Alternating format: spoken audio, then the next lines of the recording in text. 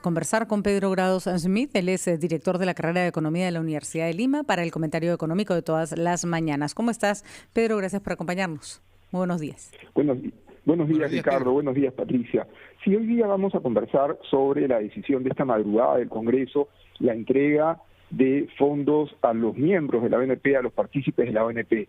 Mencionar que esto es un subsidio, nadie duda de las intenciones, pero probablemente debería estar enmarcado dentro de un esquema general de bonos que está entregando el gobierno y no de manera particular, porque esta entrega no está relacionada con la necesidad de una reforma de un sistema integral de pensiones que considere mayor cobertura, todos deben ser pensionistas, sostenibilidad, más bien esto va contra la sostenibilidad financiera y generación de una pensión adecuada. Entonces no es una reforma de pensiones, es simplemente un subsidio adicional.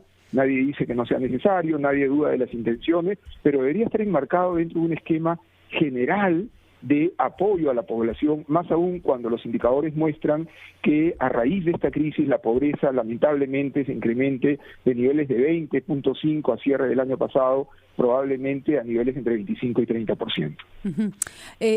Aquí hay un problema, doble problema, porque primero se trata de un dinero que no existe y que el erario público va a tener que sacar, claro, ¿no? Y es un desembolso fuerte, porque la ONP no tiene ese dinero.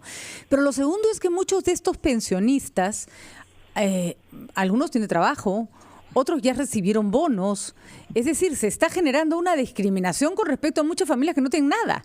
Y además se está dando una cantidad que es una OIT, que es un montón de plata, son 4.500 soles contra los 900 y pico de soles que recibe una familia en pobreza por un bono dado por el Estado. Estamos totalmente de acuerdo, Pedro, en que esto es una medida que lo que busca es paliar la crisis económica por la que pasan las familias, pero se está haciendo de manera indiscriminada, como si todos lo necesitaran, cuando hay otros que efectivamente lo necesitan más, ¿no? Totalmente de acuerdo, por eso mencionaba los indicadores de pobreza. Recordemos que hay pobreza y hay pobreza extrema. La pobreza extrema que se había logrado reducir a niveles inferiores a 3 probablemente también se incremente a niveles de 5 o superiores.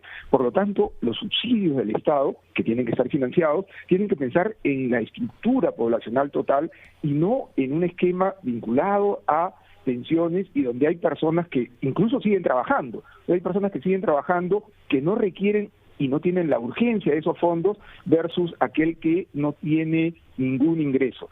Entonces, separemos lo que es una reforma integral de pensiones con los objetivos de largo plazo, sistema privado, público, pensión 65, etcétera. Separemos esto de lo que implica un sistema de apoyo ante la peor crisis económica, lamentablemente, en los últimos 100 años en el país. Por ejemplo, hay algunos pensionistas que han recibido bonos familiares o han recibido bonos de apoyo. Hay otros que no. Entonces ahí sí habría un trabajo que hacer, ¿no es cierto?, con respecto a todos los que reciben una pensión que no han sido beneficiados por bonos extras. Pero la medida es como irracional, es un poco, vamos a darles a todos los de la ONP, no sabemos si lo necesitan o no lo necesitan. Esa es un poco la tónica del ofrecimiento, que por supuesto lleva una buena intención detrás, pero las buenas intenciones no resuelven los problemas siempre, ¿no? Recordemos aquel antiguo refrán, a veces de buenas intenciones está empedrado el camino al infierno, ¿no? Lamentablemente. Así es. De todas maneras, como bien señalas, Pedro, esto pasa cuando no se hacen las reformas a tiempo, ¿no es cierto? Cuando no se hacen las reformas a tiempo, cuando no se hacen las reformas en tiempos de paz, en tiempos de turbulencia, ocurren estas salidas que no tienen ningún sentido.